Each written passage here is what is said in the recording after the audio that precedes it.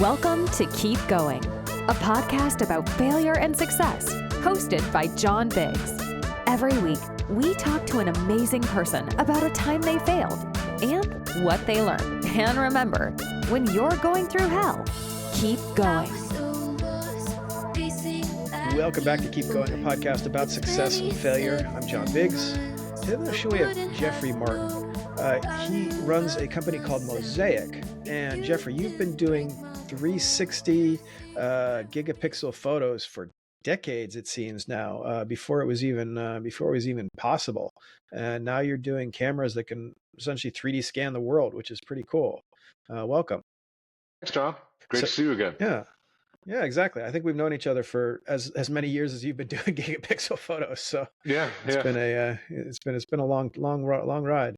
Yeah. So tell us about Mosaic and tell us how it grew out of your work with the with 360 photos, etc. So I'm based in Prague, and I've been doing 360 degree imaging for over 20 years. I first started a company called 360 Cities back in 2007. It is still around. It's 360cities.net. It's a publishing and licensing platform for 360 degree imagery. It's a very high quality curated collection of 360 degree photographs from all over the world. And now I am co-founder, CEO of Mosaic. We make primarily hardware, such as this 360 degree camera, primarily for geospatial applications, which means essentially something similar to Google Street View. So our cameras are generally built to be put on top of a car, and someone will drive around, and from that you get imagery of everything around, which can be used for inspecting the environment. So, our whole built environment needs to be maintained and checked, like the surface of the road, the condition of the street lights and electrical lines and everything else. Like, someone has to keep track of all this stuff and make sure that it doesn't break, or, in the case of especially of power lines, that you don't have vegetation getting too close or it can start a fire. So our cameras are used mainly for this type of infrastructure inspection. We also have customers using them for 3D scanning, for creating textured mesh models using photogrammetry.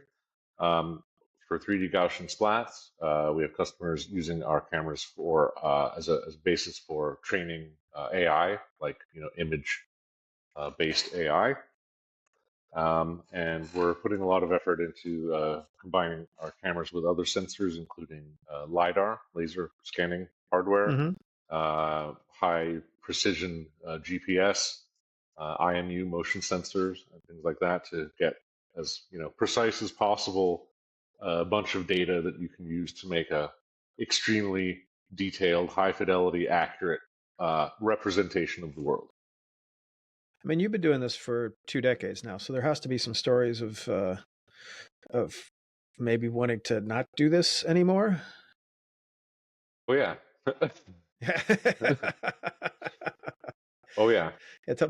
Tell me about the beginnings and tell me about the difficulties you had. So this is my third company. The first one I mentioned before, it's 360cities.net. That's still going. I'm no longer involved day to day, but still operating as a nice small company. Second company was called Sphericam. That was during the VR mania of 2016.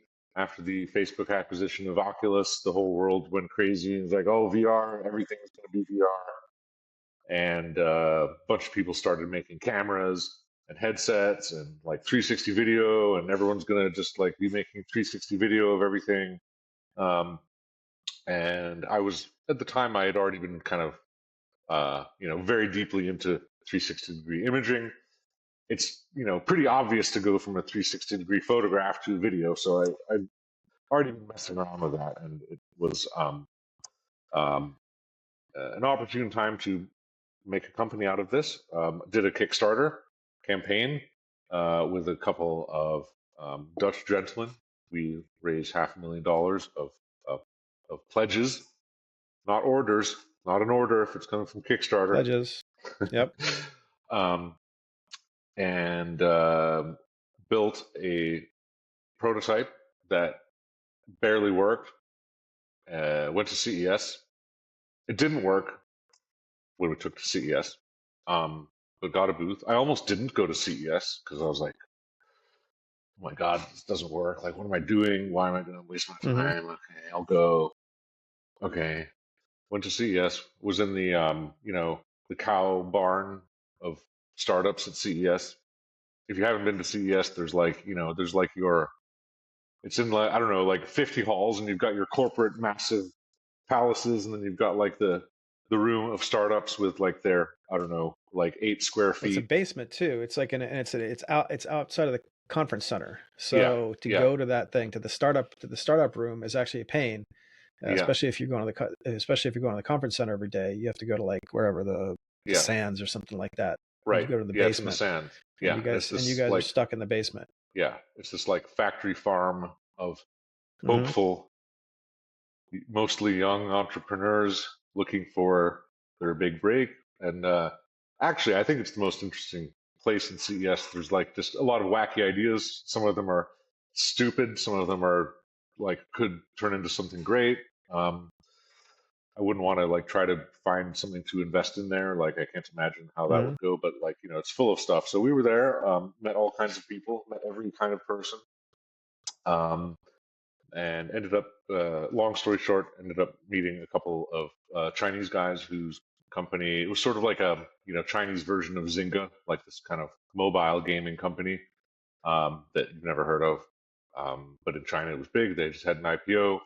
They thought, like many other people at the time, VR was going to be huge, and they invested $5 million into this. Um, at the time, very, very kind of nascent um, company, and that was a 3 year kind of slow motion train wreck, um, and it was um, learned a huge pile of hard lessons, both in terms So of the what did you product. learn? What? Yeah, yeah, exactly. Well, you need to. Um, so that was also hardware. So you definitely want to, um, um, with any kind of product, you need to iterate quickly. And with hardware, you have so many things stacked against you. Like you really, really need to like figure out how to iterate quickly at the beginning. Figure out if you're building something people want. Like in the end, like are you building anything anyone wants? Like that's just the only thing that matters.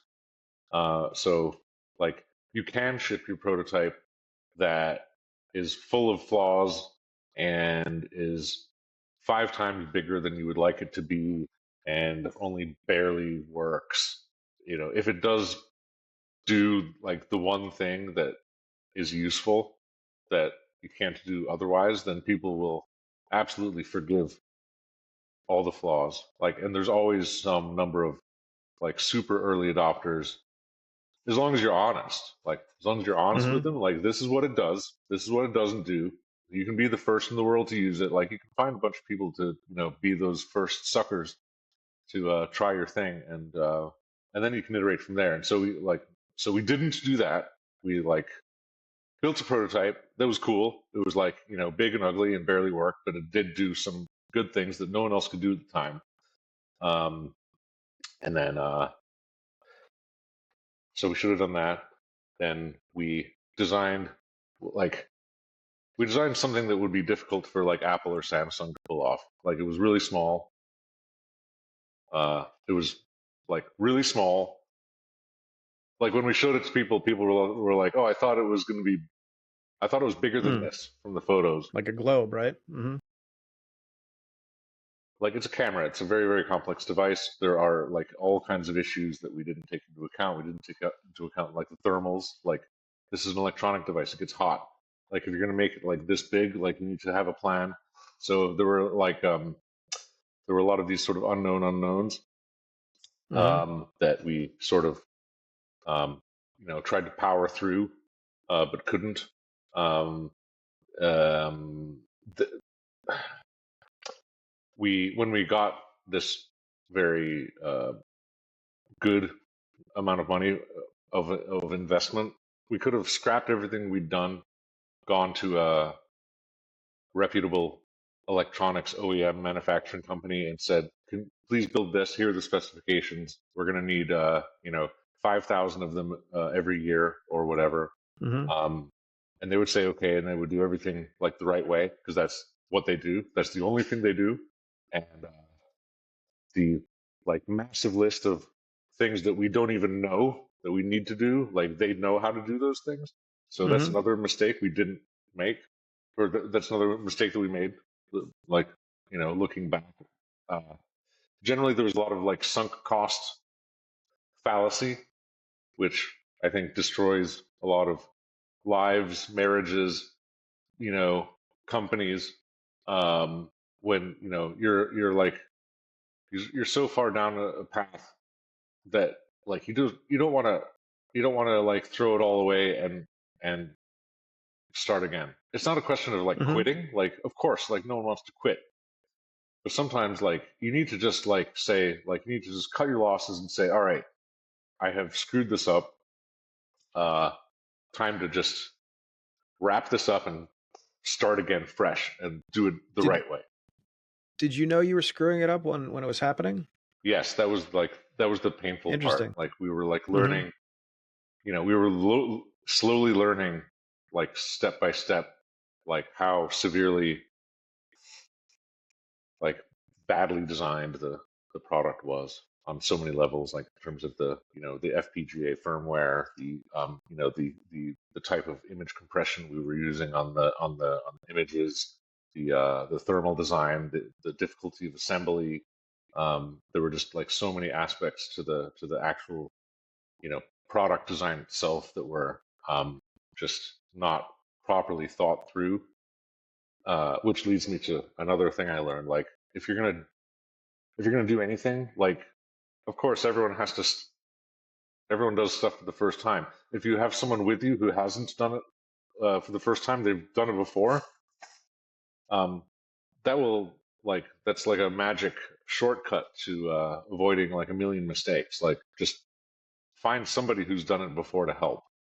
Otherwise, you're going to screw it up and you're going to have to learn all these mistakes by yourself because that's the only way to learn how to do something is you got to do it wrong 10 times Mm-hmm. before you can like figure it out. And do you have the stomach for that and the time and the money and the sanity?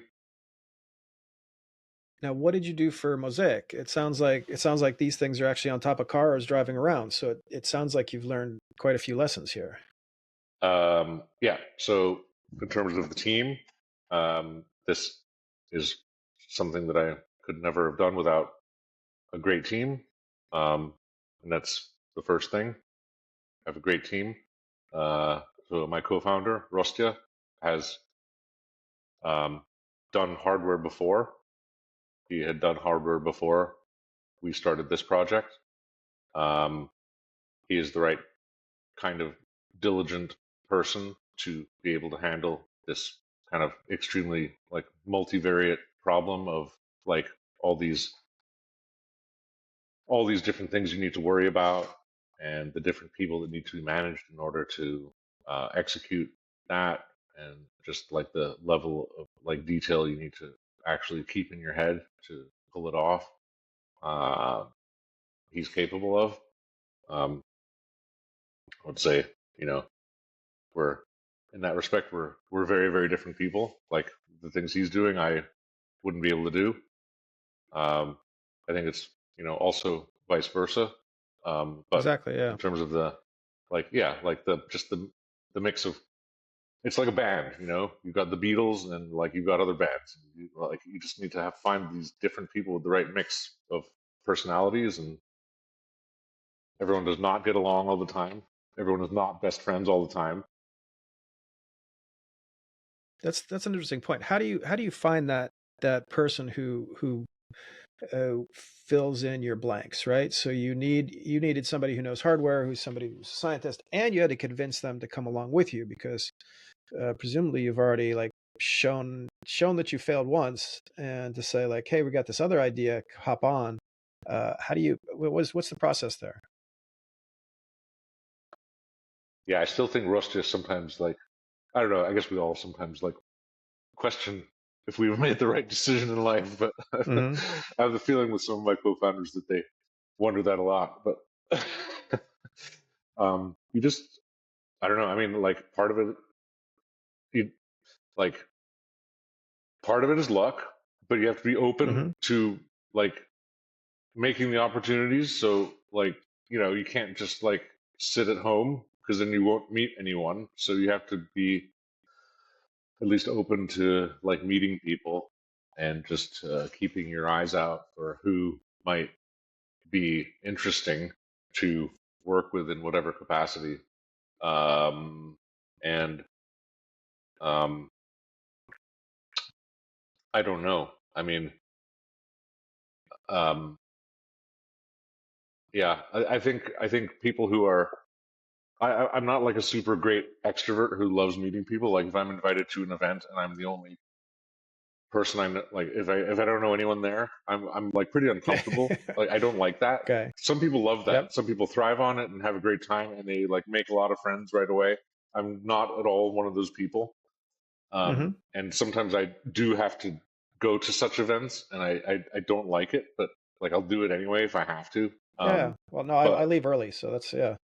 um, it helps if you're naturally like magnetic that you know a lot of people, but like even I think anyone you can either be sort of I guess everyone has to be out of their comfort zone for certain things, and you have to just like suck it up and whatever it is that you don't like to do, if you know that you should do it, then you just have to do it. Like it's not forever. Just all right, it's just a couple hours, deal with it. Like go meet the people or go to that random event where it might be interesting. I've kind of found that like if there's something that you're sort of not sure if you should go or not, if you're sort of like nervous, it's like, oh, shut up, just do it. Just do it. Hmm.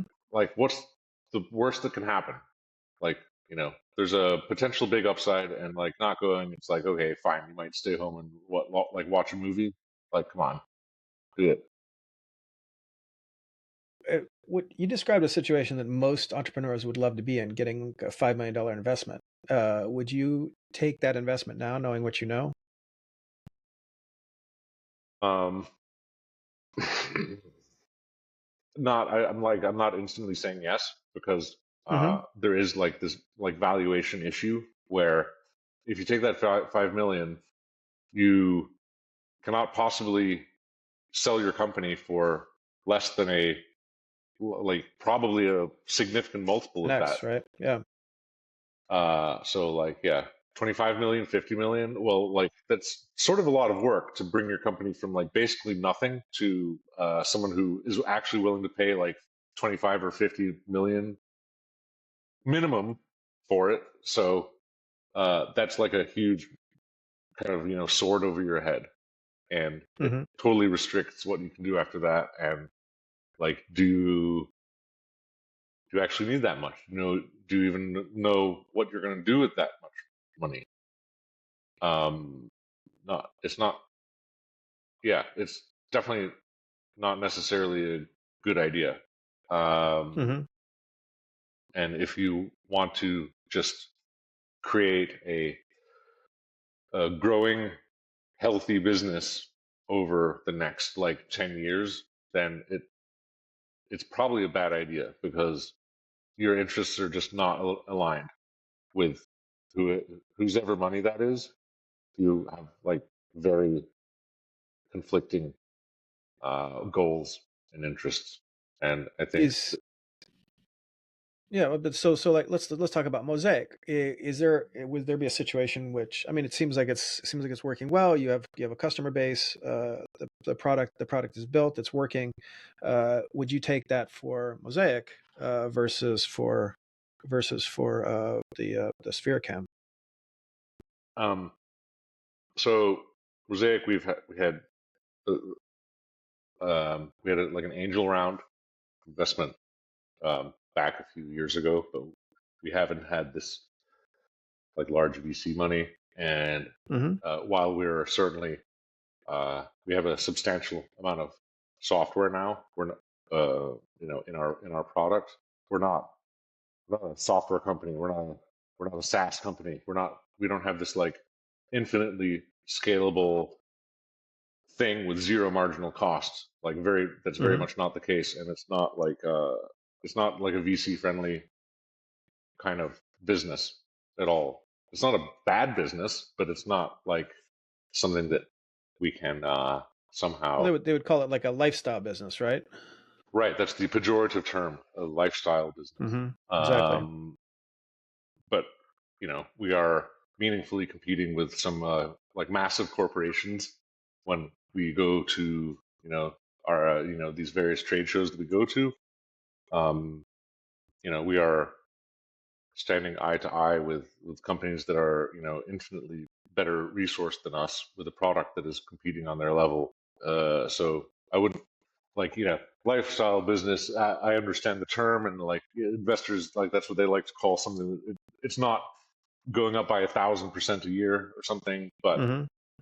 I mean, I still don't discount the power of compound interest in general. And you can have a modestly growing business that after 10 years, it's got 1,000 people and it is has a massive global footprint just with some you know modest but consistent growth.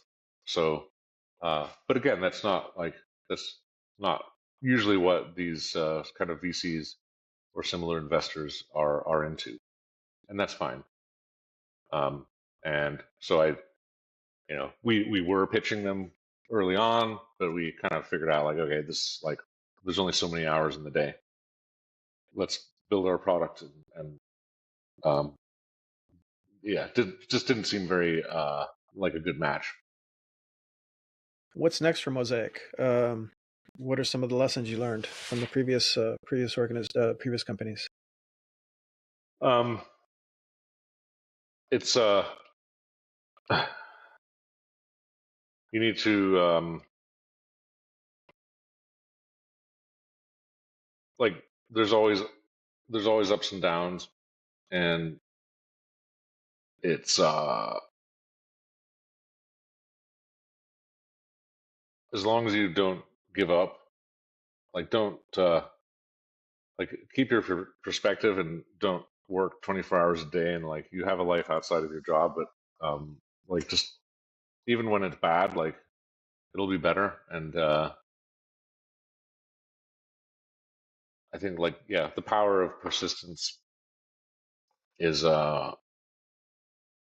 it you can always win when you don't Hmm. give up, as long as you're not like completely, yes, okay, you can be totally stupid and make dumb mistakes, of course, but um um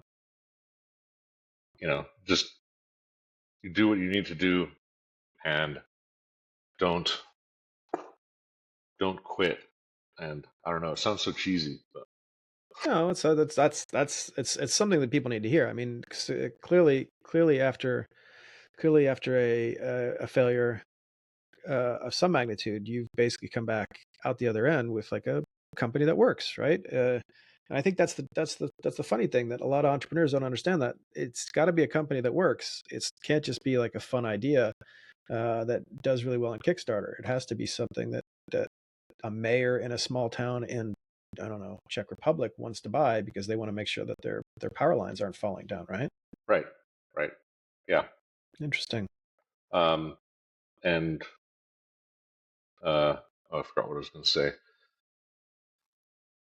um yeah, I don't know, I guess like everyone's growing. You're never the same person you were when you started, and uh yeah, I wouldn't imagine like I'm certainly not. Oh, I remember what I was going to say. I'm not comfortable at all like doing everything that I do, and Hmm. I wouldn't say that like there are, I think there are parts of my job that I love. There are parts that I don't, and I think that's always true for everyone. There's certainly parts of like this whole CEO role that I am very uncomfortable with, but there are other things that I love and are great and I'm good at and I like to do and I look forward to. Um, and then, like in general, as a company, I think like one thing that is always hard to fathom is that uh, you look at other companies and you see what they're saying or what other people are saying about them, and it sounds like they've got it all figured out, and they don't know what they're doing, and it's a mess. Like, it's always a mess. Like, you go behind the Mm-hmm. scenes and it's a total mess. It's a sausage factory, and it's chaos behind the scenes everywhere. And I'm not saying that, like, here it's like some scene of chaos. It's not, but everyone is figuring out as they go along, and don't let these, marketing messages or whatever, Mm-hmm. um, ide- ideas of perfection, like, fool you. That's not the case. Yeah. The world is held Don't base together your with vision. string and duct tape, and it barely works. Don't base your vision on a press release that you read or a TechCrunch article, right? Right, right. Fascinating. Well, Jeffrey, this has been really helpful. I think your experience and the way you've talked about it is going to be helpful for a lot of people. I hope so. Yeah. We're here. If anyone is in Prague anytime, hit Yeah. me up for a beer. And yeah, it's great to see you, John. When are you going to come back to Prague? We gotta hold a meetup in Prague. I remember the meetups. Yes, Those were the days back when people cared about startups. Maybe I'll do a keep going meetup, and we'll and have a bunch of people talk about their failures. yeah, that would be great.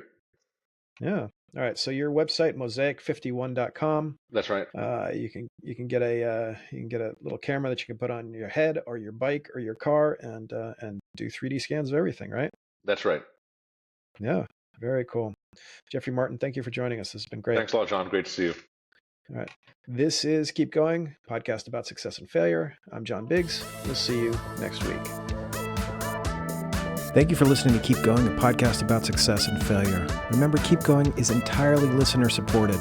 If you're listening to this, please head over to keepgoingpod.com, where you can subscribe to the podcast for as little as $5 a month. This is a labor of love, and every little bit helps. Thanks for listening.